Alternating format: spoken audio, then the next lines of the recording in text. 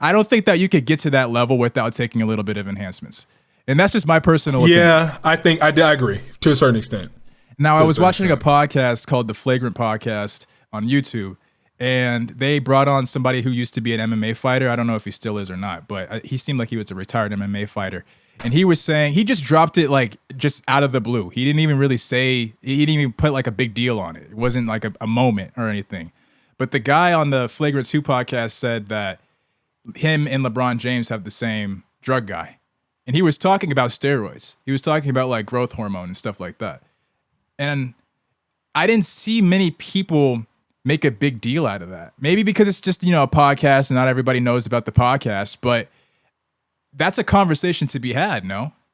I think it is, because my thing is like, legal or illegal? Because clearly, because this wasn't a bigger deal, I think if he was actually got exposed for taking illegal drugs and performance enhancing drugs, that'd be a bigger deal. But legal or illegal, that's what I'm saying. Legal, and I'm assuming it's not. Whatever he's taking is fine. He's not taking anything that the league deems illegal. Yeah, because everybody takes something. Like, right. Let's keep it a buck. Everybody takes something. But I think that tarnishes his name a little bit. Like, I think that's like using hacks in a video game. But maybe this particular hack is okay. Like, this particular hack is fine. But it gives you an unfair advantage. But see, I disagree with that point. I don't think that it just naturally, just because you take a certain hormone, like what if you're just taking testosterone? That's a steroid. That doesn't necessarily mean that you have an advantage just because you have more testosterone. I think it does. Yes. How? All that steroids do is that it makes you stronger and it makes you maybe like have a little bit more endurance. That's pretty much it. It's not gonna. LeBron James is not just all of a sudden going to be able to dribble at 5 times the speed of a normal human. It's not going to be like that. He's not going to be able to, he might be able to jump higher. He might be able to run faster or harder, I should say. But it's not going to be like all of a sudden, like your joystick is just auto aim.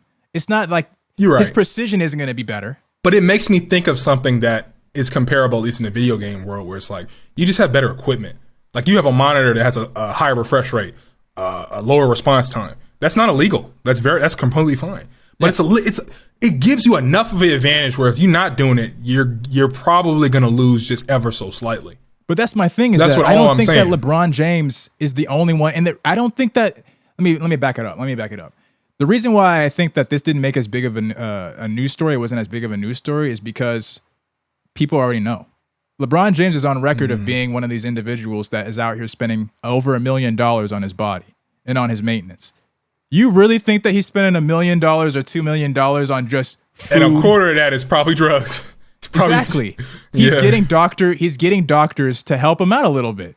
Whether that means he's getting steroids or whether that means that he's getting like certain types of treatments, whatever the fact, he's getting treated in a way that most people can't afford to get treated. And doesn't that give you an advantage? Yeah, I agree. It definitely does. Especially like a newer player who doesn't have the access to the same kind of funds. Yeah. So then the advantage, the unfair advantage, doesn't really matter. I don't have a problem with LeBron James taking shit. I don't. I see your point, because now I'm thinking like, well, he's an older man, at least in his field. He's at the older end of his field. Yeah, so how do you make it this long and still playing at the top of your field? Exactly. So he's probably taking enough that he can still be competitive to the younger guys, but maybe he's not necessarily putting him farther ahead than his genetics alone already has. Yeah, I mean, he's just genetically keeping him gifted viable. as well. Yeah, exactly. It maintains, or it basically just allows you to maintain. I think that's all it is. But we could ask the question, a younger guy doing the same thing that LeBron is doing, let's say he accesses the same funds, that would give him an advantage.